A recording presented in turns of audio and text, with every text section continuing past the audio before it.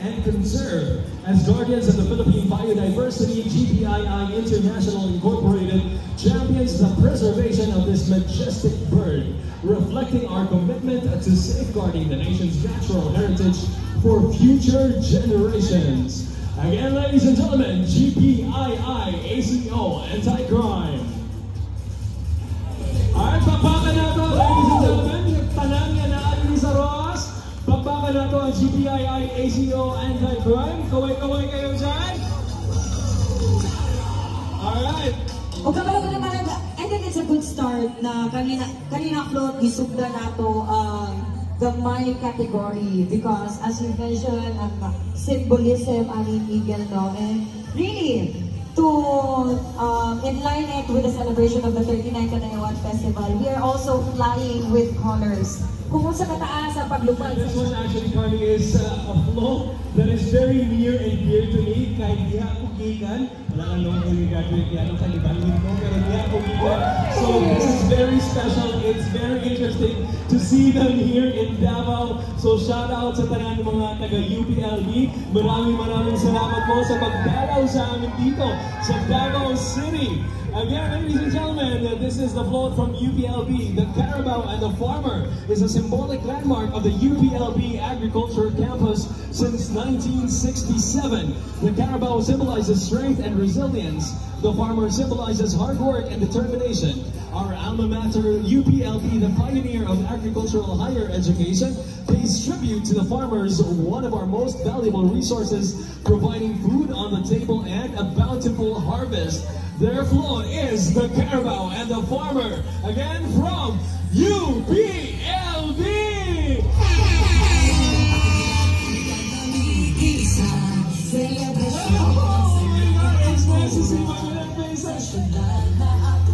Maraming salamat! Mabuhay ang hard work in planting these crops. We, the Tribo Taharog, are united in joining the 39th Kadayawan Festival. Words are not enough to express our gratitude and victory. Our floats showcases our hard work in planting the products, and we thank God. Salamat kaayo sa pag-apil karong tuiga. Happy to see you po at ang mga kaigsunan.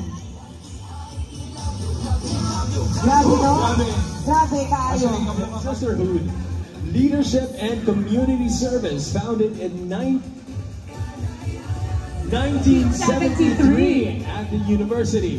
Once again, ladies and gentlemen, Alpha Kappa Rho Davao Supreme Council. Alright, salamat sa pagsaulog. Unique kaaya itong mga floats. Parang isa katibok ng durian ang vano. Orgy Transnational Incorporated. Alright, so this came from the foundation of Multicap and equipped with sticks of cocoa lumber and wood lumber, plywood, nails, and tie wire. Then assorted flowers, fruits, and plastic decorations and designs made of styrofoam and tarpaulins are placed for people to cook to look at. The said flowers and fruits.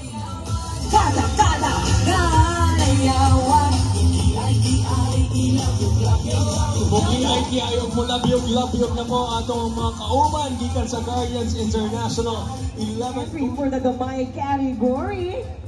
This is brought to us by Stunning Events and Weddings with the entry name Paglaom o Pasasalamat Kadagaya sa Tribo o Kinaiyan para sa kaugmaon. Alright, so the float envisions Davao's future with children representing the 11 tribes adorned in tribal patterns, celebrating nature's beauty and bountiful harvests, honoring the late Philippine eagle Mangayon. It symbolizes hope amid loss, reflecting unity, abundance, and reverence for our cultural heritage and diversity, ensures prosperity for future generations. Kada kitay usa.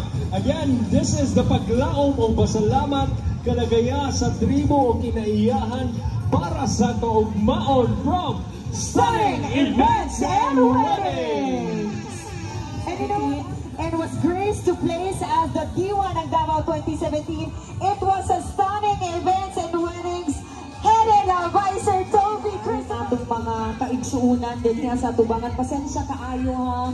Kay para maklaro lang jud madulit sa ato ang mga judges, inaot sa nato gamay lang ang mga payong. Pasensya kaayo. Yes, and kailangan maklaro sa atong mga judges tanan detalye sa atong float ng mga contingents. Alright, so Teleperformance's float takes inspiration from the dying local fruits like durian and mangosteen, captivating fauna, the prominent Philippine eagle, the colorful Mindanao boat, and the prestigious Davao pearl. Alongside, that is as colorful as the Davao culture. On board on the float are also the Canadian Queen and King and Pride representing. My category from a Teleperformance.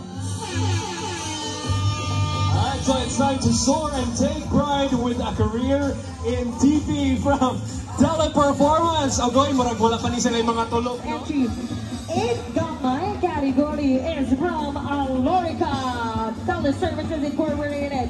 Alorica celebrates 25 years of operational excellence.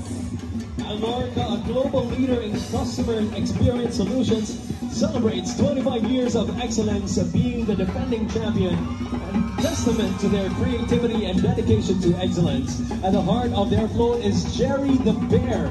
Again, isa na po sila sa mga walay tulog, ng mga gikan sa shift. Kaway-kaway. Isang matinding A sa mga walay tulog.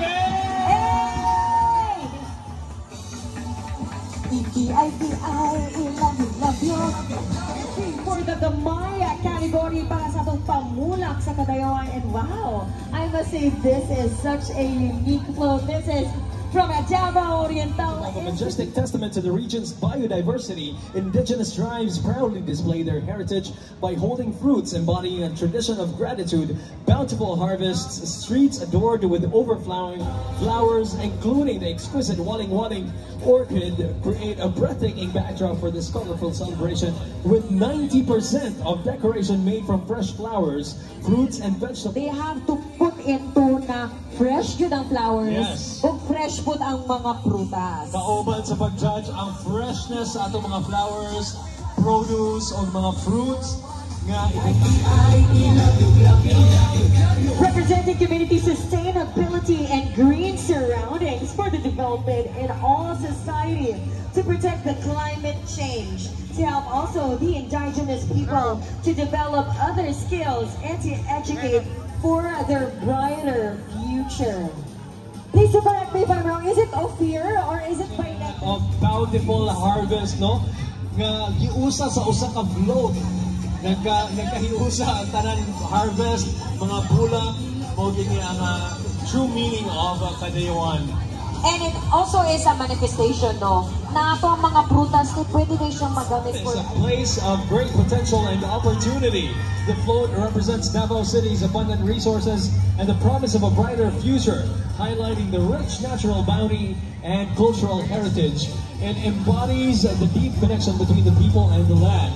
Davao City, as a land of prosperity, peace, and cultural richness, symbolizes hope, continued abundance, and cultural preservation, truly making it promise from Sutherland Global Services Philippines Incorporated. Kaway! Okay, sa po din sila, asa man ang gikan pag-shiftering? Kaysa hindi dagan, gikan pag-clock out, diretso din sa indak-indak. Okay, mga pipila na magkatabukan kay naara ba din naaalang ang Sutherland, diba? Silingan namin kay Dira, napukuni po yung ganina sa mesateria kay wala na siya time. So nakita na ko ni sila, I think na their entry name is Parents Teachers Association of EQES.